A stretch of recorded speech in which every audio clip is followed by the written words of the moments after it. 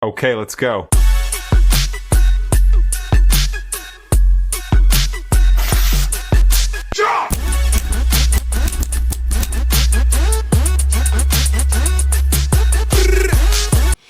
Okay, welcome back to American Rants Unredacted, episode 26.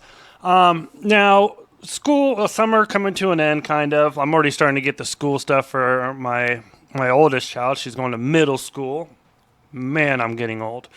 But it made me think of reacting to these kinds of videos. What teachers are saying nowadays about students. Maybe how parents are reacting to teachers. So I figured we'd dive into a few of these clips. We'll make some comments, and we'll go from there. Let's get started. My sixth grade daughter, two of her teachers just quit within the last 2 weeks. It's terrible. They have really good long-term subs, but there's just this kind of rotation of teachers that you see happening a lot, and it just comes down to pay. Okay, see, I never understand this, and maybe if you're a teacher out there in the education field, any of that kind of stuff, maybe you can go ahead and educate me on this.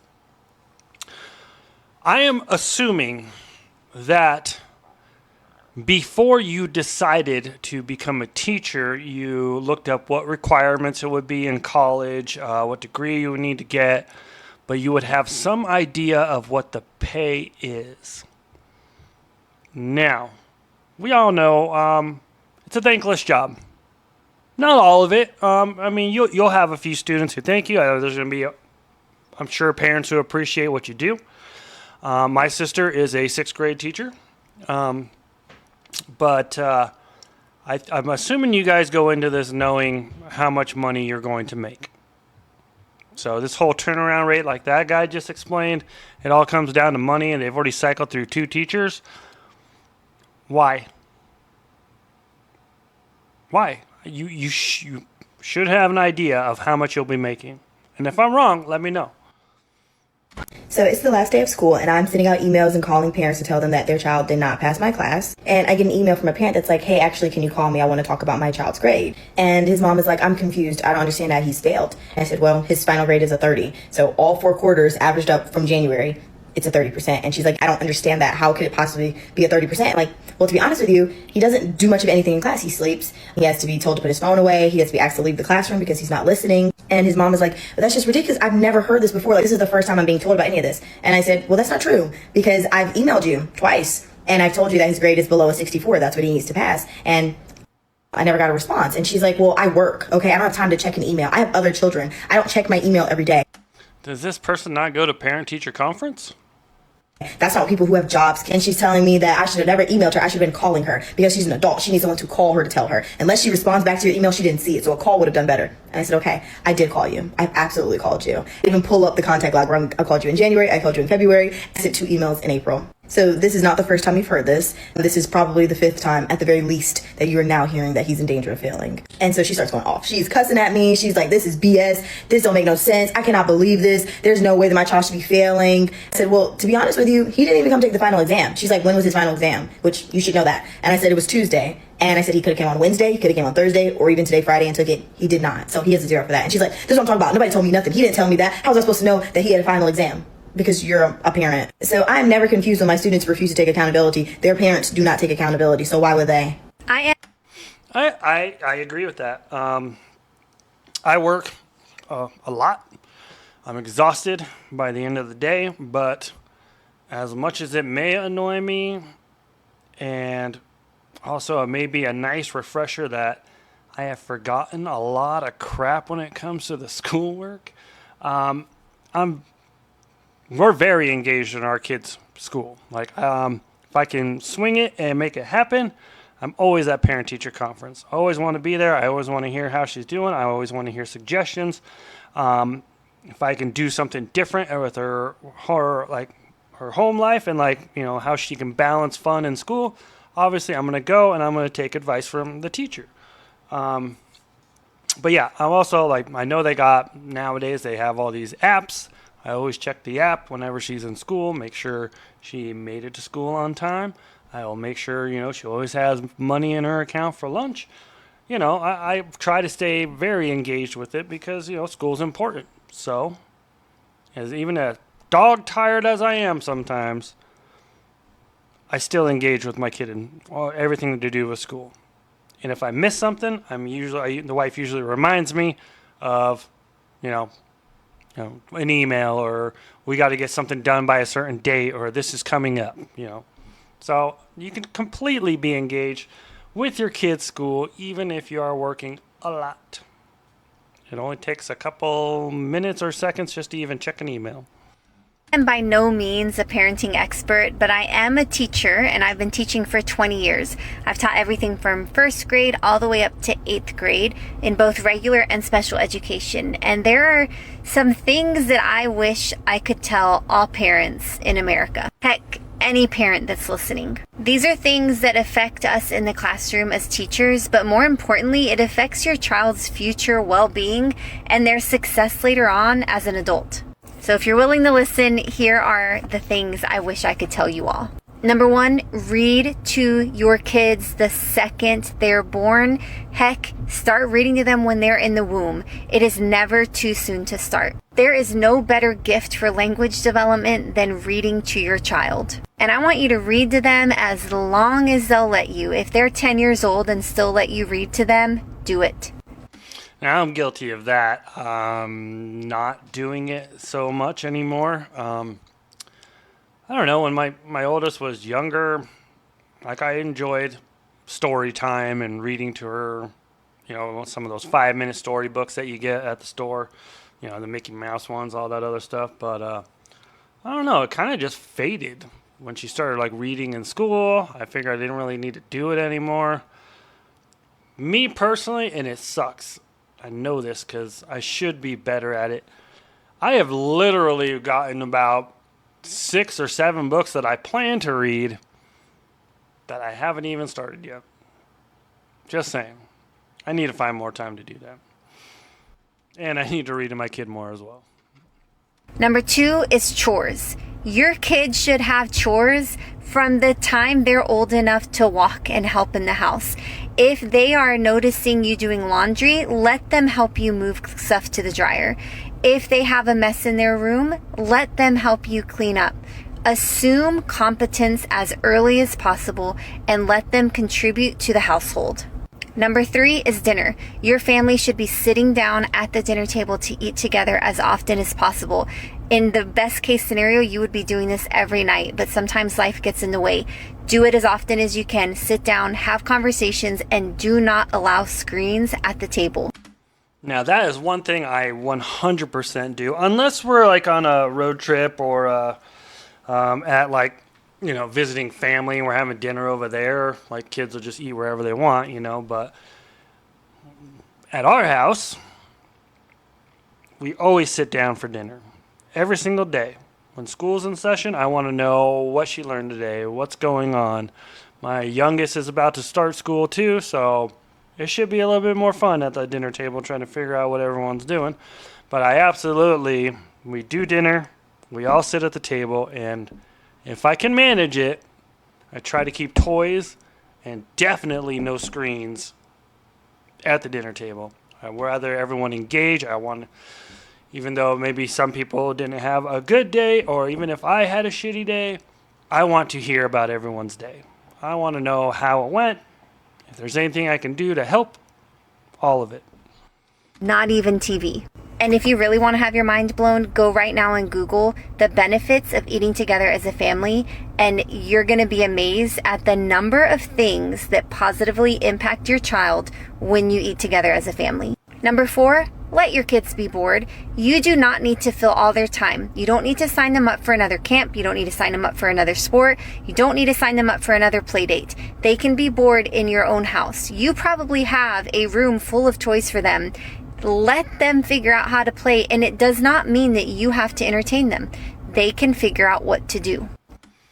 Oh, man. I don't know if that's just me or other people, but my kids, especially my oldest kid, she'll be playing with her friends. They will stop randomly, come over to the parents, say, "We're bored. What can we do?" Do you guys ever remember actually being that bored when you were a kid? I'd wake up I think it would be like 8 o'clock, eat breakfast during the summer, eat breakfast, and I was gone. Like, you were gone until dinner time. You know, you give your parents a rough idea of where you might be, so, you know, if they need to call, they'll try and call and catch you at some point. But my imagination and everything that was around for my friends and I to do and engage with, oh, we had a blast. We were always out doing something. Kids now, I don't understand it. Well, like I said, I don't know if it's everyone's kids, but mine and my neighbor's kid, they're just always like, we're bored. What can we do? We need ideas. Why can you not create your own games or do your own thing? But never asked my parents once, hey, I'm bored. Can you give me something to do? It's crazy.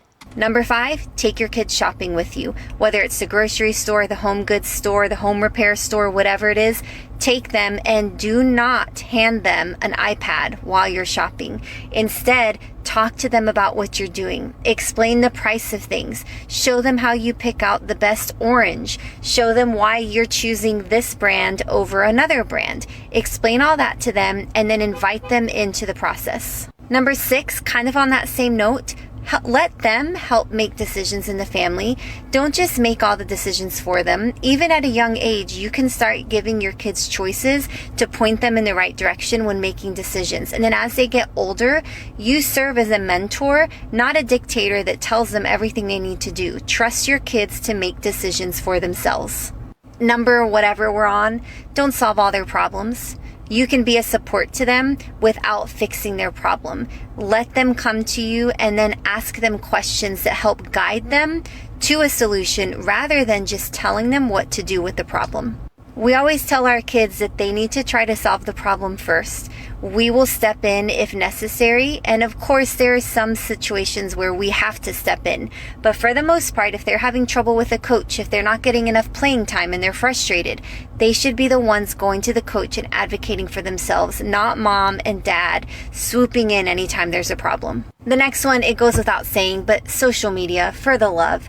I teach 4th grade. I have 4th graders who are already on social media. If you don't already know the harm that social media does, go research it. I'm not going to hold your hand through this process because it is out there for anybody to find.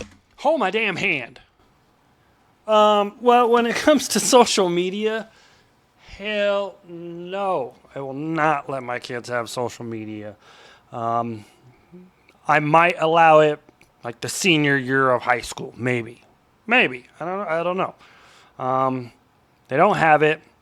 They don't have like full-on cell phones. My kid's got one of those little gizmo watches. That's it. We control who calls, who she can call. We can read the text messages. Wife wanted more for like GPS just so she knows where they are at all times. But other than that, no. They will not get, I will not even give them probably a regular, I'll give them a flip phone. Maybe for high school, flip phone, something like that. Keep it old school. I like it. Go that route. It is not good for kids to have social media. And the last one is be careful how you react when your kids tell you things, even from a young age. If they come home with a bad grade, if they're having a problem with a kid at school, the way you react when they're young is teaching them what they can and can't trust you with as they get older. So if you don't know what else to do, if overreacting, freaking out, screaming is your go-to, try instead to be curious, ask questions, try to do it from a place of non-judgment and listen to your kids and ask them how they feel about it, how they're handling it, how they're supporting their friend or supporting a situation that they're in. Okay, let me know in the comments, what do you think should be added to this list? What are some things you agree or disagree with? And what are some of the things on this list that you don't do because it's too hard for you? Like, let me know what's going on in your lives. To be honest, I liked all of them. Do you guys actively eat dinner together at all times? Like, well, not all times. Every night. Do you guys eat dinner as a family? Let me know. Do you guys actually follow these things, or are these rules just a little too old school? Everything I included on this list are things that my husband and I do with our own 2 kids who are ages 15 and 12, and it works for us, but I understand that that is not the reality for everybody. So I want to hear from you in the comments. What do you think? The teacher called and said my son continues to be late in class. So I sat in the class and waited on him to see, why was he late? What's going on, son? I am that parent. I will do something like that. If I hear a bad report about my kid, I won't even tell her. I will just show up to school. I will take the day off from work if I have the ability to, and I'll sit there all day with her in class. I will embarrass her because it's just how I am. So I even tell her that, so hopefully she don't mess up so I don't have to do that. Okay, here's your folder. There's a no, I'm going to write to your mom. No! No! All teachers are writing to No! Yeah. No! Well, then On! no. I can't. Yes! No! I'm going to get checked. No! Okay, then I'll just call mom and do it. No! No! Come tomorrow with the charged iPad and you'll have a better day. No! Geez, you know that kid probably gets like whooped at home if they like do stuff like that. But yeah, I did everything that I should do at school because I did not want my teachers to call home. This kid's like, no, no, no. See, sometimes when teachers threaten to call home, the kids don't care. Call my mama. I don't care. My mama ain't gonna do nothing to me no way. This kid's like, no, no, no. It's like a fear base because he know his mom is gonna tear his butt up when he get home. And I love how the teacher stayed calm. She said, come back with your laptop charged up and you'll have a better day tomorrow. Definitely put a teacher on this one. Let's go. It's only my second year teaching, but I learned this pretty quick. Kids want to see you crash out. It is not the victory lap that you think that it's going to be. You might lose your temper and scream really loud, and especially as a dude, it might make the class shut up for a day, but you can't do that every single day. And it was just one of those days. I had 42 kids in the class, and I remember I was like, hey, did that! I was like, never again. You know, you have to have a cool, calm demeanor. You almost have to be like a monk. And I'm telling you, no one will push your buttons like middle school kids. In fact, I think some of these monks that meditate in the mountains for 18 hours a day could go teach at a middle school and they'd rip their robes and be like, yeah, all that Zen stuff was BS. It was easy because I was staring at a wall for 20 hours. You can be arrogant all you want, but until you teach middle school or even just teach in general, it's really not, there's really nothing to brag about. Like, well, if I was a teacher, I would do this. No, you would definitely crash out some of the time. And I'm only saying crash out because I'm around middle schoolers all day long. I'm adopting their language. I don't want to talk like a middle schooler, be like, oh, that's sus, I crashed out. But you become who you hang out with. So I'm saying things like the other day I heard 6-7 and I started laughing like an idiot. And I was like, serious said. Yeah, do not crash out as a teacher. It is not the victory lap that you think that it's going to be. They want you to do that. In fact, they're like baiting you. If a kid makes you crash out, that is like them scoring a 3-pointer right as the clock hits 0. That's what they feel like. It's like swish, and it's like, oh my gosh, I did it. They're the ones who are doing the victory lap. It's like, oh dude, I got him. I really, really got him. You know, so you can't. I don't know. Kids just worse off more like nowadays because, I mean, I'd had teachers that would get frustrated, but some of the videos that I've seen out there of teachers as what he calls crashing out, I have not seen anything like that. So either the teachers are getting more soft or the students are getting a lot more worse. Let me know what you think. Can't let these kids make you crash out, man. They like it. They're sick. It's only my second year teaching, but I learned this pretty quick. Kids want to see you crash out. It is not the victory lap that you think that it's going to be. You might lose your temper and scream really loud, and especially as a dude, it might make the class shut up for a day, but you can't do that every single day. And it was just one of those days. I had 42 kids in the class, and I remember I was like, hey, did that! I was like, never again. You know, you have to have a cool, calm demeanor. You almost have to be like a monk. I went to my daughter's school to talk to her teacher. Her teacher sent a paper home where she gave my daughter a 20 out of 20. When my wife brought that paper to my attention, I went over that paper, and my daughter had so many mistakes on that paper. I've literally seen that. What was it? It was mainly like spelling tests and stuff like that. My kid would be super excited to come home thinking like, oh, my hard work paid off. And I got a 20 out of 20. And I would look over the paper. I mean, and I would hate to like, I don't enjoy like taking the smile off her face, but I'm gonna look. Your teacher must have been grading really fast or something because this word is wrong. This one is wrong as well. So is this one. And I would literally circle them and make her take it back to her teacher. Now, I understand teachers have a lot of papers to grade, especially if a bigger class. I get it. You're drained from the day. I understand all of that. But at the same time, just do it correctly. I mean, instead of just pushing these kids through, they need consequences when they get shit wrong. Just saying. I mean, I could be the only one. Obviously not this guy. But, yeah. Do better. You should have never got a 20 out of 20. When I went and talked to the teacher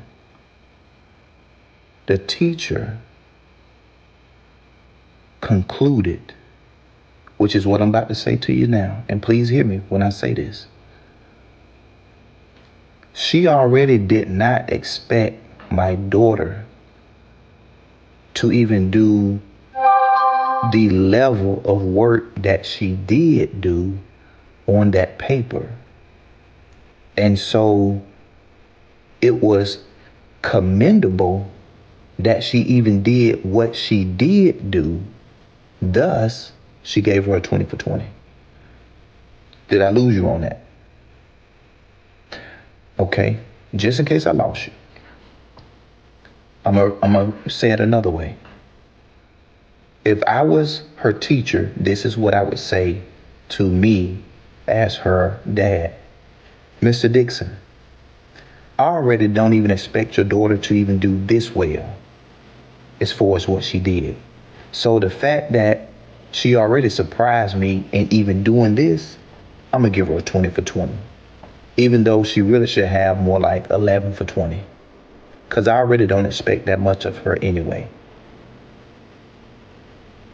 What I tell you is a true story. Parents, don't settle for less.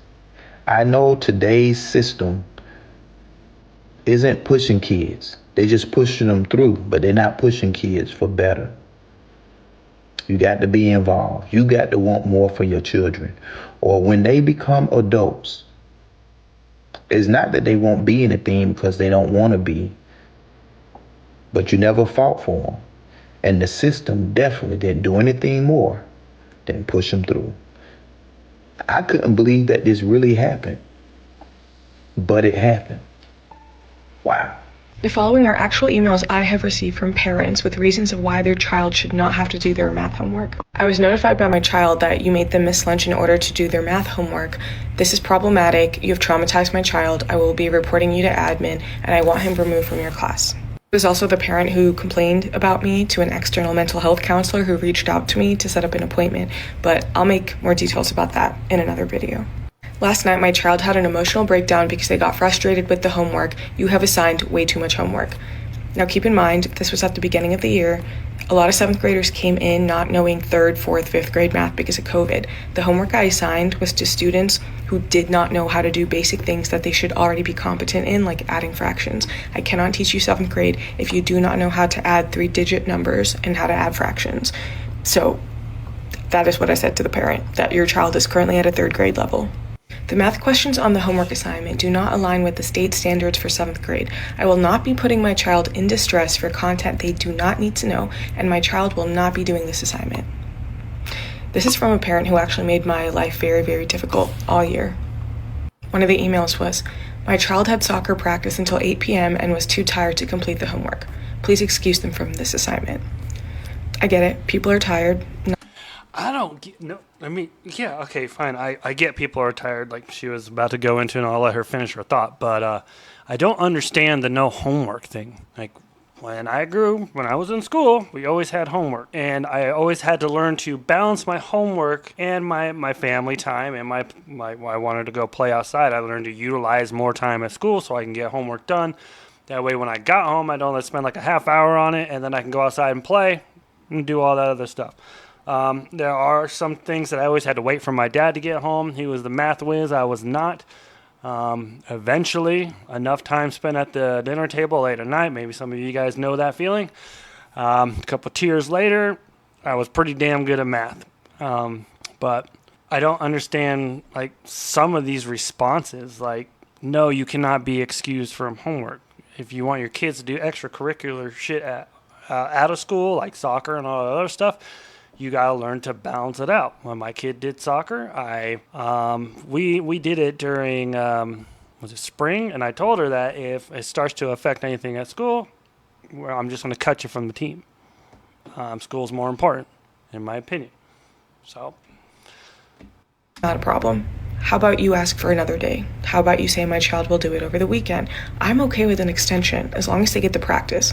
But no, they just didn't want to do it. Teachers literally cannot hold students accountable when the parents will find every excuse in the book because their child is too emotional and too tired. So then you're going to complain about your child failing. It is the parent's fault that the child is failing. Not my kid. Hi. Hi. So I started substitute teaching, to pay the bills while I finish up my PhD. Today was my first day teaching middle school, and I was honestly, pretty excited because it was science, and I was like, oh yeah, I have a degree in biology. I love science. It was the worst day I've had in a really long time. Now, right off the back, I already feel bad for this guy. While we mainly behaved for our regular teacher, when a substitute teacher came in, I don't want to say it was chaos all the time, but there was a lot of pranks or jokes being played.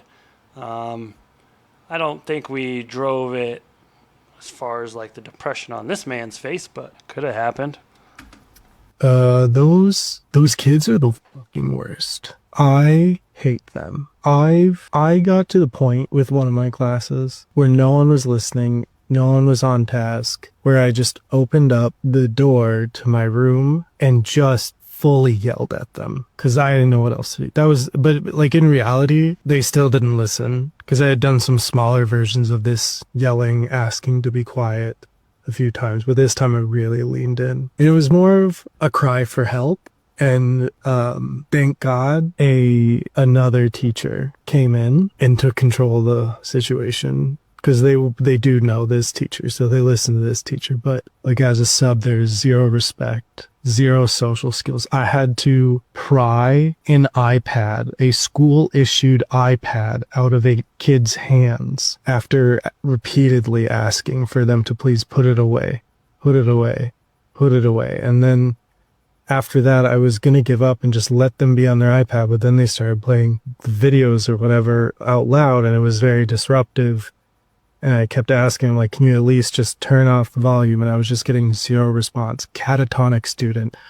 Didn't say anything. The teacher that came in and saved me, really thankful. They got in, they saw how frustrated I was, that they said, go take a lap. And I needed that. I really did. And then I had one more class to teach until the end of the day. And this teacher came in a few more times, came in at the start of my last class to establish, like, you need to listen. And I ended up having to just kind of give up on trying to get the students to do the tasks that were written for the sub plan today. And I just had to let them be on their school issued iPads and play games and watch TikToks, even though they were supposed to be working on a packet, and then they were supposed to. I say this now, but it will never be my kid. And if it is my kid, that teacher better call me because I will handle it.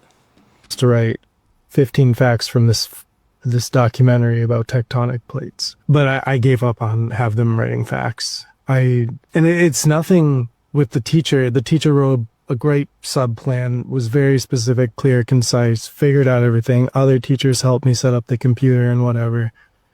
But these kids, these mother kids have no respect, have no social skills. They don't have homework. Another teacher was telling me they don't have homework. What are we doing? We are failing these kids. This has been the worst. I'm gonna go home, or I'm home now. I'm gonna go in and just cry. This has been the worst. Now he isn't wrong. Like, I never understood the whole no homework thing. And then you also had that PISA program. I know I wrote it down here. What is it? Program International Student Assessment. Do you guys know how the United States ranks up against some of these other countries when it comes to testing scores? It's not exactly good. I mean, we won't have the next one. The next one comes out in 2026, September 8th, I believe. And they'll put those scores up to see, how countries are ranking when it comes to all that. But like in math, like the math alone, like the rankings were out of like 37 countries, I believe, and we were 34. 34. These kids need homework. They need it. In my opinion, they fucking need it. And it's not, it kind of is. Like, if I had to suffer, you got to suffer kind of thing. But at the same time, it's needed. It's needed to be there. It needs to be fresh in their minds. They're going to forget majority of it when they get home and they're all playing with their friends or whatever. But I feel like homework is a necessity. Like, it needs to happen. I don't know how true this is because my kid's not in high school. But I have my brother-in-law. He took in his nephew and let him live with him to finish up school because he didn't have anywhere to really go, and he was forcing him to go to school. And he was going to finish school. He wanted to live in that house. He was in school, and he was going to graduate. And he did. He did. I thought he was too far behind for some of the things that I heard, but apparently in the school system, and if you guys have high school students, let me know, they get like 3 chances to take final exams or like the big tests or anything. You can make it up. Oh, you didn't do so well, you can take it again. Oh, you did a little bit better, but I feel like you could do better. You can take it again, and that'll be your score. What the hell? I remember students used to get just held back if they failed that grade. You're just pushing them through. It doesn't matter if they know the basics or not. It's going to affect everything. Like the next generation, I'm not saying everybody, I know. But like my kid is part of what? Like Gen Alpha, I think it is. I don't want that to be my kid. I don't. Give him fucking homework. I'm never teaching middle school again. He's going to go cry. That was really hard. I had a student who was looking up corn this year, had never spoken to the parent or even met the parent before. So I sent them a message via Parent Square. They got it right away, which is a good thing because a lot of parents don't actually check it. They got it right away. They called me in school and they were like, oh, let's talk about it right now. And I was like, well, I have a class full of kids. It's a sensitive topic. She was like, yeah, but I was like, well, she was looking up inappropriate materials. Well, what was she looking up? She was like, I'm in a class with kids. Okay, I know everybody thought it'd be a boy. I did not expect it to be a girl. It's like I sent you a message in the middle of the day because I wanted to document the situation, but I couldn't speak on it in that moment. But the parent was like pushing. She was looking up inappropriate things that are like in the graphic nature. She was like, oh, so she was looking up sex. Was she looking up positions? Was she looking up naked people? And I was like, the parent was just like rattling off like all these things. And I was like, yeah.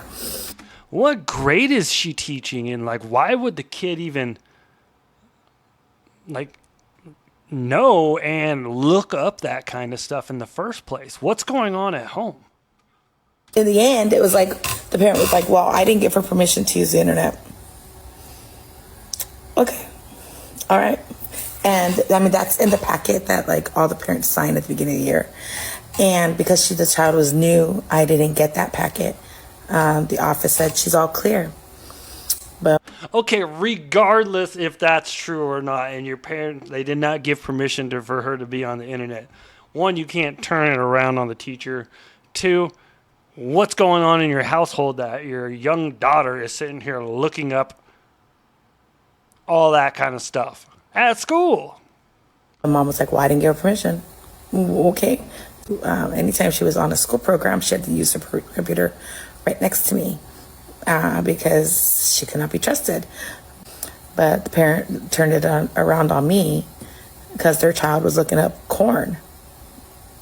Okay, fine. I'll take that. I'll take that hit. You know, I didn't do my due diligence, but it's still a parenting problem. Okay, is it her fault? I'm gonna say no. I mean, I know that you got to, like, I signed it every year for my daughter to use the computers and all that other stuff. And I believe in middle school now, I read somewhere like we got to go in, have her picture taken, and they're going to issue her own laptop. Okay. But how could you literally, like, if I got that phone call, I'd be embarrassed. One, that my kid was actually looking up that kind of stuff at school. I would assume people at school would think, what the hell is going on at home? But I'd find it really hard to blame the teacher for this mishap. Like, I don't know how I would spin it. I'm pretty good at doing that in, like, the heat of the moment kind of thing. So I don't know how I would spin that, but that's just straight up failure on the parent side. I'm sorry. And if I'm wrong, let me know in the comments. It's still a parenting problem. She was like, oh, well, she can't use a device at home. She looks that up at home. Okay. All right. Why? Gotcha. Loud and clear. All right. So that's what I got for you guys today. Let me know what you think in the comments. Like I mentioned before, are the students getting tougher or are the teachers getting softer? And I don't really want to hear the we don't get paid enough because I feel like, and I could be wrong again, but let me know. I feel like you know what you're getting into when it comes to your job, your career, and how much money you can make. I feel like you should know. So I honestly, I don't understand the whole we don't get paid enough kind of crap. You knew what you were getting into when you did it. Also, if my kids' schools and all that, I don't know if it's nationwide, but do they issue your kids homework? Do they issue enough homework? Do they grade it properly? Do you look at it? Because I look at everything. But yeah, I don't know. Let me know what you guys think in the comments. Like, share, subscribe, do all that fun shit, and I'll catch you next time. Thanks. Bye.